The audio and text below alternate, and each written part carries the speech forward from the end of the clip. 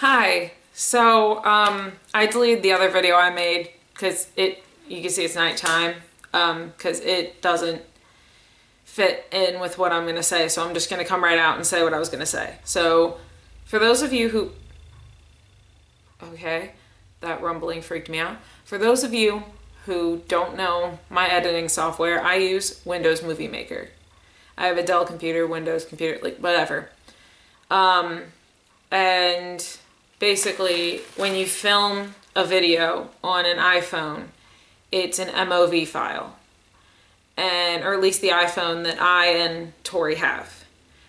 And where I had converters to make MOV videos into WMV, I didn't know that certain file sizes are too big for those. So I don't have the money to pay to get those converted. So I just filmed my computer screen I filmed her video on my computer. So I filmed my computer screen. So you're still gonna see her video. It's just gonna look weird because I'm filming my computer screen.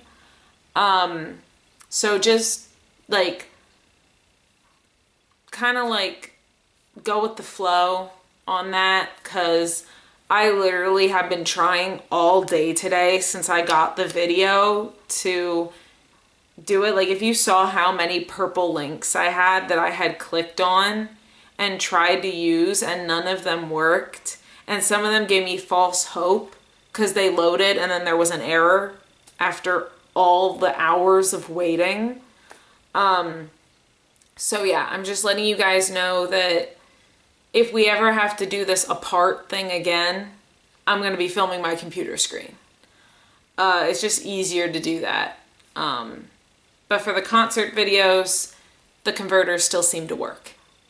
So we don't have to worry about that. But for these, I'm going to have to film my computer screen. I know you guys probably don't like it, but just bear with me, please, because I have had a day and not a good day. So just know that, like, this was really stressing me out and I was having like anxiety about not getting this out on time. So just know that it will be coming out.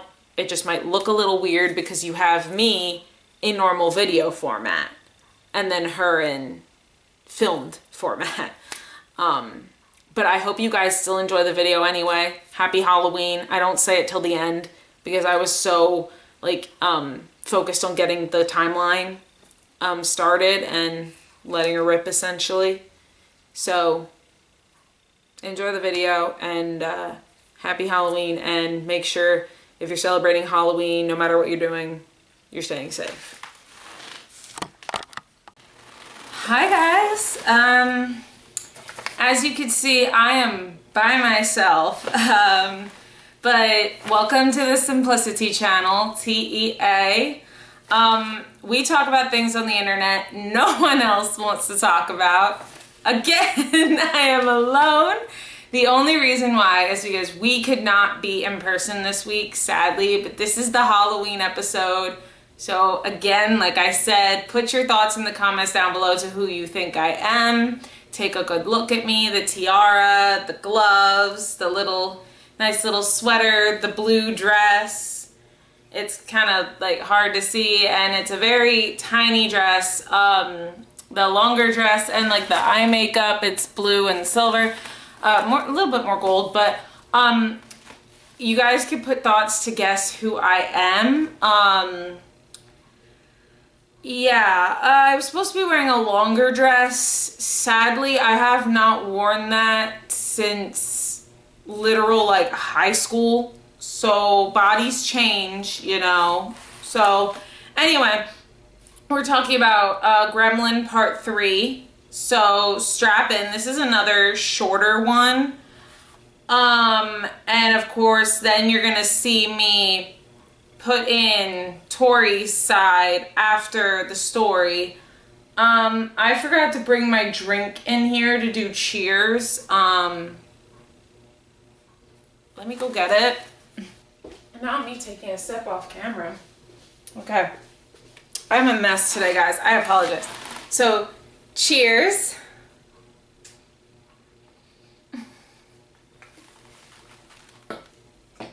Guys, I am a mess today. I am a complete and utter mess. Anyway, so the first part is I went to his house to talk to him after the second breakup. Again, I put why in all caps. I don't know why. Like I said, I think it's good to talk about the emotions and stuff after any breakup, especially if things were ended the way he and I always ended things. It's always good to talk about the breakup, but I feel like we were so past that point that we shouldn't have like brought it back, if that makes any sense. Like, we shouldn't have drudged it all up again and talked about it, because we were so past that point in our lives, you know? So to bring it back up again, it was like, why? He was showing he was officially over me, which I was really happy about, because, you know, all the other times we had broken up, which was the past 2 times, he was always taking longer to get over me. And so I was always kind of being very careful about what I was saying around him, because I didn't want to say something that, you know, would be like maybe accidentally offend him, or I didn't want to say something that would make it sound like I was still into him or something like that. So I had to be really careful with my words, and this time I didn't. But of course I was taking a little more time to get over him, which I think he realized that and clocked it, and I think he liked that. But I was taking more time to get over him, because the second time breaking up wasn't as easy for me as it was it wasn't easy because I really did like him and I really did want things to work out, but there were just some things that we couldn't compromise on and things that weren't changing. At this point, I was not going to get back together with him. I didn't want to get back together with him. I didn't want that to even be an option. I didn't want anybody to think that was going to be an option. I didn't want to get back together with him. But something in me told me to tell him I still liked him. I don't know what inside me told me to tell him. I don't know what possessed me to tell him I still liked him, because right then and there, he had the power again. And so I told him I still liked him, and I saw something in him just get so excited. Like, he was so excited at the prospect that I still liked him. So I told him, and it got silent. I feel like he didn't know what to say. I think that was the main thing. I feel like he just had no idea what to say to the fact that I still liked him, because the other 2 times we had broken up, I got over him quicker than he got over me. So I feel like for once, he just assumed I was over him, and I feel like this really shook him. Like, he did not know what to say. He didn't know what to think. He's like, wow, you're not over me? I told him it was such a long time that we dated. Of course, there will still be feelings there. And that's normal. Of course, if you've been dating someone for a long time and then you break up, of course there will, sorry guys, the tiara keeps moving. Of course there will still be feelings. Of course you're still gonna like that person. Of course you're not just gonna wake up one day and totally be over them. Like, of course. So, of course I told him there are still feelings there, because there were still feelings there, and I feel like, you know, I had to tell him that. So I told him that there will always be feelings there. You know, and we did date a long time. I can't remember how long, but we did. I think almost a year, I think. Then I left his house and we had been texting. Obviously, you're catching up. You're doing the how are you. When you find out someone still likes you, you're like gonna start the talking phase again, because we had been broken up. I was over my friend Tori's house. Tori, and we were doing makeup to go see a friend's band. The friend's band is called After the Broken. If you haven't checked them out, go and check them out. But we were doing makeup because she always does my makeup. Today she didn't, and I think I did a pretty good job. I think I look good anyway. It doesn't matter what anyone else says.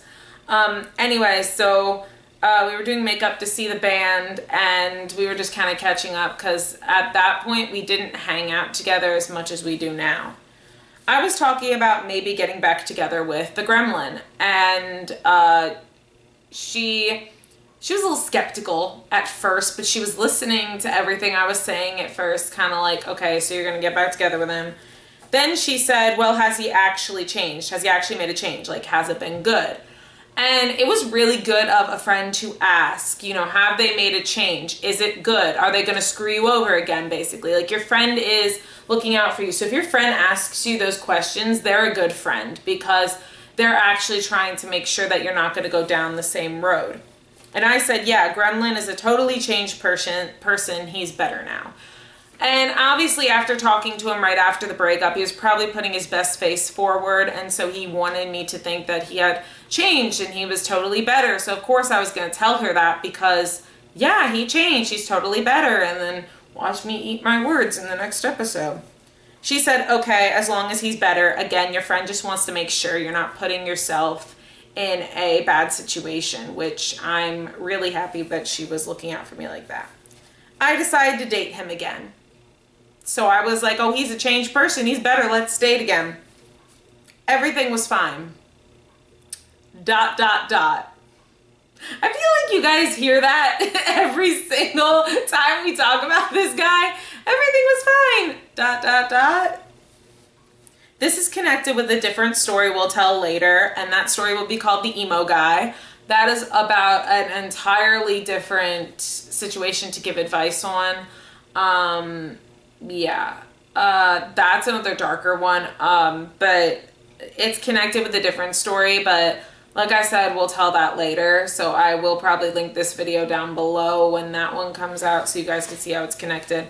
I broke up with Gremlin because my mom had unalived, and I was still going through the trauma of that. So I was going through the trauma of my mom having unalived, like I said, from early onset dementia. She didn't unalive herself. She unalived from that. It was a long road coming. And so I broke up with him because I was like, you know, the stress of a relationship and this just happening is not good. And the emo guy stuff was weird and it was too much on my plate. Again, the emo guy will be in a different story, but stuff with him was going on at the same time that we had the funeral for my mom, and then at the same time that I was dating Gremlin. It just was not, it was not good. I told him about my mom when breaking up, and he didn't understand and blew up on me. I told him, you know, I need time to get over my mother's unalive. I'm sorry, like I need time to get over the fact that she's not here. You know, I kind of lost my mom in two ways, basically. So I was like, I lost her from having dementia, and then I lost her, like, from actually losing her. So I was like, you know, I need time to get over this. And he blew up on me and was just like, you never really loved me, did you? Were you just lying when you said you loved me? Don't do this to another guy. Like, you always do this to me. And I'm like, holy shit, like, I lost a parent. Like, what do you not understand about that? He was acting like a child. Again, just acting like a complete and utter child. Tell the funeral story and what I should have done, but in the long run, it was better to keep my composure. So, I thought this was in the last episode by accident. It wasn't, it's in this episode. So, my mom's funeral was happening and I was dating him at this time. Him and his parents came to support because obviously that's what you do. And the first two rows are always reserved for family. And my family was big. That's why we had the first two, or like three. I think we only had two, but we might have had three. I don't know. You know what I mean? The first rows of the church. And a lot of people were coming in that knew my mom, and they were all sitting in various places after the reserved rows, because that's what you do. And he had the bright idea to come up and sit in the pew where I was, literally sitting in between me and my father. The pastor, who is very close with me, and I'm friends with his oldest son, he was even looking at me like, what is he doing here? I didn't know. And I kept telling him quietly, you know, go sit back with your parents, go sit back with your parents. And his mother had come up and said, come sit back with us, come sit back with us. And whole service, he's just there. And I kept telling him to not sit there. And what I really wanted to do was get one of my cousins to like get him to leave, but it's better to keep your composure. And I know Tori and my sister Kelly have told me a million times, it's not your fault, it's not your fault, it's not your fault. And they're just as annoyed about this as I was. And like Tori said in the last episode, when I thought it was that episode that this happened, she said even she didn't do that, and she would have been welcome to do that because we had been friends since middle school. So even she didn't do that. So it's like, he just did that, and I literally was about to flip my shit, but I decided not to because my dad would have gotten on me for that. But like, you literally like blocked me off from my father. I'm sorry. Like, I'm trying not to be mad. I'm trying to be civil right now, but oh my fucking God. I literally still blame myself for this. I blame myself for this, and everyone tells me not to blame myself for this, but I still do, because why not? Like, I literally blame myself because it's like, I literally like should have done more. And then everyone's like, what more could you have done? He wasn't going to listen to you. We were civil with each other at that point, at the point of the breakup, because he had gotten over it, because he gotten over me the last time. So he had gotten over it, and we were at the same school, so we just decided to be civil with each other. And like, we didn't talk to each other, but we were at least civil with each other. He called me at one point out of the blue to tell me that he had something going on. Obviously, I'm not going to say it because that's very personal, but he did call me and tell me why everything might have, why he was acting the way when I broke up with him. There were some circumstances. So obviously not going to air that out on here, but I'm glad that he cleared that up. And so it's like, oh, that wasn't really like you being you. There was something else going on, and you just kind of let it out on me. I was accidentally the trigger for it to come out. Which is fine, because obviously that's a part of life. Yeah, so that's it. And of course, Tori is going to come in after and tell you what she thought. But yeah, now on to Tori's part. Okay, here goes nothing. Alright, hi guys, happy Halloween. It's Halloween today if you're watching this the day that we release it. Happy Halloween. This is my costume. Hello. If you know who I am, off the bat, that's awesome. Here's a hint. These are initials, but they're backwards for you, probably. Yeah. So, and just FYI, I handmade, this whole costume is handmade, except for the corset. I had this corset as a piece of another costume. So the only thing I really bought for this costume was this wig, and I did the makeup myself and whatever. Also, this side of the wig is kind of annoying me. It's not like sitting quite right, so ignore that. Also, this is the shadow, not my hairline. Just FYI. But anyway, I'm gonna keep this relatively short, because this isn't really my story to tell. But I was there while all of this crazy stuff that Kayla just talked about was happening. So, also different background because I'm in a different room today. So anyway, so like Kayla was talking about with like being in abusive relationships and abusing mental health and all that kind of stuff, I think there's a very fine line between what is considered using mental health as like an excuse versus something, I'm trying to think of how I should say this. There's a fine line between using using mental health as an excuse to do terrible things, and also actually having mental health issues and not understanding that what you're doing is wrong or being portrayed in one way or another. So there's a big difference. I've had, not myself, but friends have had things happen on both sides of the spectrum. Also, if you want to see the bottom of my costume. I just realized you can't see it. I made like a little like tutu kind of thing. I don't know how well you can see it, but if you follow me on Instagram, you'll see the rest of it, see the whole thing.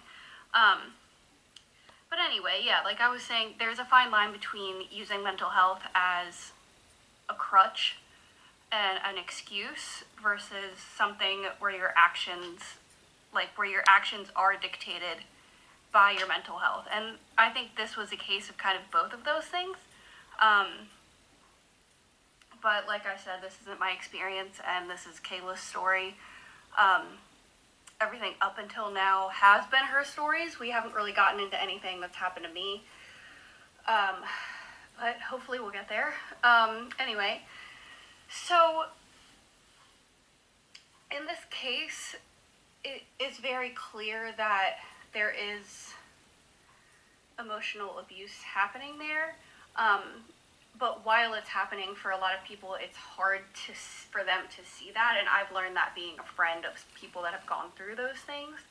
And seeing people that have gone through and done these things, I've kind of had things on both sides. It's hard to put into words, but a lot of the times people, both the victim and the perpetrator of the abuse, are connected to each other in some type of like codependent kind of thing where they feel like this is the only thing that I have going for me, like this is the only thing that I like want to do, blah blah blah blah blah. So there's a codependency there in a lot of cases. But there's always like, once you sit and you realize that what you're going through you shouldn't be going through, there's always somebody who can help, whether it's somebody that is a stranger, or like if you're in school, like a teacher that you trust, or if you're in college, a professor or an advisor, or something like that. And I know a lot of people like don't want to go to like police or anything like that, and I completely understand that. Like if you're a minority and everything like that, I completely understand. There also are like hotlines and everything like that that you can call. I'm sure Kayla mentioned that already. And we'll leave the links for those things in the descriptions and all the information. If you're in a different state than us, some of it might be a little bit different. But if you want to look into those kinds of things and like look into ways that you can get help without someone knowing, you can go, I know Google Chrome has this. It's like part of their internet browser. You can go into incognito mode and turn that on. It's a setting in your Google Chrome. It doesn't last forever, so you have to turn it on and off every time you use it. But it won't come up like if you Google search what's the weather today in regular Google, that'll come up as your previous search. But if you do something in incognito, it won't come back up if you go to use normal Google. So I think that's very important. Another thing too is it's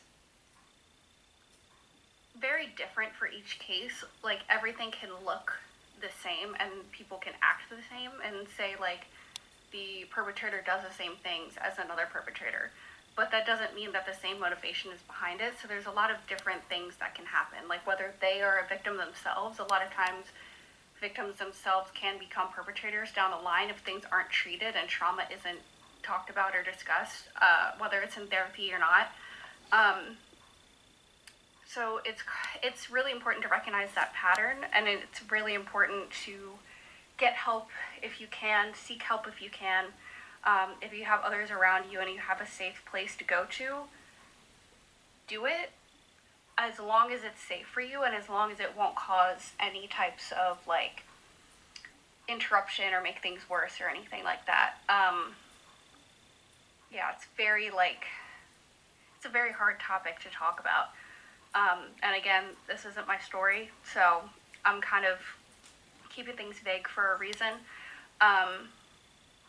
But yeah, also it's difficult as a friend to see that kind of thing happening to someone, because you can so easily say, like, this person isn't treating you well, everything about the situation is wrong, they're a bad person, like, you shouldn't be treated that way, like, blah, blah, blah, blah, blah. You can say all of that, but it takes a certain amount of time for the person the victim to see that and be like, oh, I do deserve better. So you can try and try and try and try to break through. And I encourage that, trying to get through to the person, saying, this is not okay. What's happening is not okay. None of it is okay. None of it is good. They're manipulating you. They're being a really terrible person. All of those kinds of things. I would say that it's all very important to do, even if you feel like your message isn't getting across to the person. Say it again and again and again and again and again, and eventually, hopefully, they will get the message and they will seek help. And if you want, you can always, you can anonymously, if they're in a domestic situation, a domestic violence situation, you can always report that as well as a friend, or anonymously. Nobody has to know that you did it. Your friend wouldn't even have to know that they did it. You wouldn't have to talk about it, and hope maybe that would get them out of that situation as well. So there's a lot of different things that you can do, and there's a lot of different signs to look out for, like mistreating you and just a lot of those things, and I'm sure Kayla touched on. But yeah, I'm gonna keep this pretty brief, because again, not my story, and I feel like a lot of it speaks for itself. Whether your details of like going to a party or like very specific things like text messages and reading things, like going through a timeline and everything, whether that all matches up with your story or not, likely it won't, because every story is different, every experience is different. I hope that you guys take something from it. Yeah, it's okay not to be okay, and it's okay to be a victim. There's no shame in being a victim. And if you do feel shame about being victimized or anything like that, I understand. But also just know that it makes you more powerful, and it makes you a really great person, and it makes you stronger. And yeah, I mean, that's about it. That's all I got. Again, here's a look at the costume. Sorry if that was a little rambly. I was just trying to keep it short because I want a lot of what Kayla said to speak for itself. Because again, obviously, not my story, I was there, but I can't tell you exactly how it feels. But yeah, I hope you guys, if you're celebrating Halloween, I hope you have a great Halloween.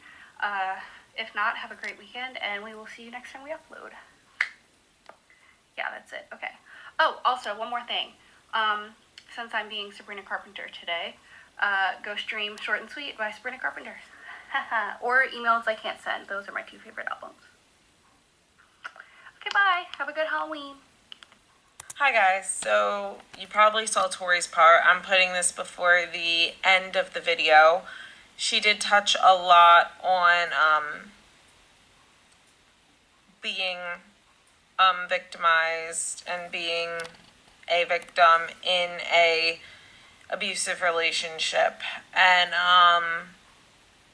I think that was really important for her to touch on and talk about. I was just telling you guys like what happened from like my point of view at the time and everything, but I think it's really important to explain that this relationship every single time was volatile and tumultuous, and we will definitely have links below of hotline, like we'll have the hotlines down below, and links to resources, you know, that are there to help.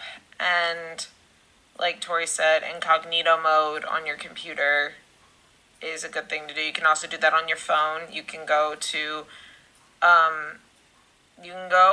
on your phone and you can go to Safari if you have a iPhone, and you can click a square at the bottom of the screen, and then you can go to private. Those don't show up in your search history, what you searched on private mode on your phone either. So yeah, just like either of those things you can do. And trying to think if there's anything else I wanted to say, but yeah, if you have been a victim, just know you are so strong. You are amazing. And you did not deserve what happened to you. And what happened to you was definitely not okay, but you are so strong. And you are so amazing. And, you know, it's gonna get a lot darker in the last part, like I say at the end of this video, but it's important to talk about, to let people know that they are not alone and that other people have gone through things as well. I just wanted to put that out here because I realized in my video I was very like straight to the point of just the timeline and what happened, and I didn't actually, you know, vocalize anything else about the emotion or anything. The emotion was all there. It was very, very hard in the moment to go through what I went through, but I came out the other side stronger. And, you know, there are still triggers. There are still things that do upset me. There are still things that I am working through as in trauma. But the important thing is that you keep getting up every day, and as long as you know, power through the day, like, I'm trying to, like, figure out what I'm saying as I'm saying it, because sometimes it's hard for me to put into words what I'm trying to say, but you guys get up and you go through the day and you, like, make it through the day, even if you don't want to get out of bed. I know I have those days. That's amazing that you could get up and power through the day. And, you know, yeah, but I will have the many hotlines down below. I'll have many links to like, not companies, but you know what I mean. I'll have links to resources. That's the word I was looking for, down below in the description. So if you or someone that you know is going through a situation like this, you can go incognito on the computer like Tori said, or you could do it on your phone. Call the numbers, follow the links, do what you need to do. And I know sometimes a lot of people are, you know, stuck in situations where they can't, but if someone that they know in their life, they can do it anonymously for them, like Tori mentioned. And, you know, just, but from one victim, survivor, to another, you are beautiful, you are amazing, and what you went through makes you stronger. And don't let anybody tell you that what you went through doesn't make you stronger. Don't let anybody tell you what you went through wasn't that bad. Don't let anybody downplay your situation. It doesn't matter what exactly happened in your situation. The fact that you made it through makes you strong. Like, I don't know how many times I can say that, but what you went through makes you stronger in the end. I just get mad when people tell people that it doesn't, because it does. And I just wanted to let you know that. So we'll have the resources and everything down below. And enjoy the end of the video. I'm going to put this part at the end of the video. Happy Halloween. Again, try to guess who both of us are, because I think both of us are dressed up. Try to guess who both of us are. I'll give you a clue. That's your clue. I'm a princess of some sort. And I need to give you guys another clue, because that doesn't help. There are a lot of princesses. I'm from space.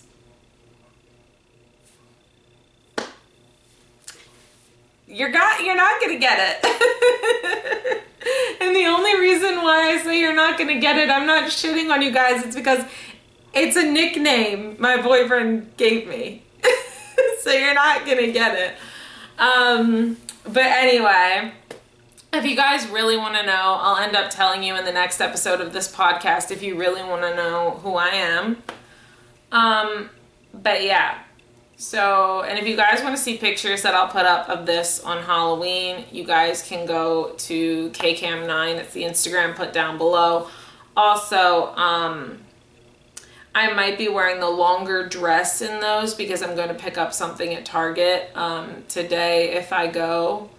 And if I don't go to Target, then it'll be in this one. And I know this dress shows a lot of cleave and I'm uncomfortable. That's why I was putting my hair in front of it, because I'm uncomfortable with my body. But anyway, so Tori's parts will be in here. But again, happy Halloween. Make sure if you haven't to go to Kayla's Advice, which is always linked down below, and watch my Talking to Siri at 3 a.m. challenge. Yeah, and so guys, please make sure to do that. Happy Halloween. I hope you're having fun no matter what you're doing. Okay guys, now that you've seen both of our parts, I hope that you enjoyed them. I hope that you got something out of it. And next part is, oh God. Next part, please don't watch if you were ever in a volatile or toxic relationship. It's not worth it. Please do not watch. If you were never in a volatile or toxic relationship, you can handle it. If you were in one, I would say no, it's not a good idea. Anyway. We'll see you guys in the next video. Cheers!